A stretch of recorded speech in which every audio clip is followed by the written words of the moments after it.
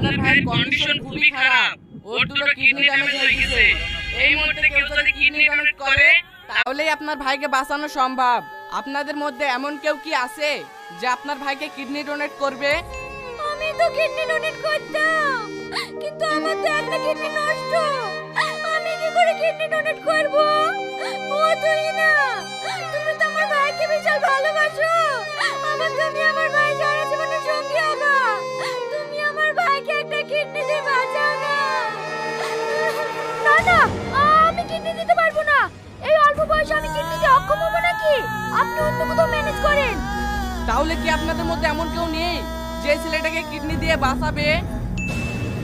হ্যাঁ আছে ডাক্তার বাবু, এই মেয়েটা দেবে কিডনি। আপনি দেবেন কিডনি? ঠিক আছে, তাহলে আপনি আমার সাথে আসুন।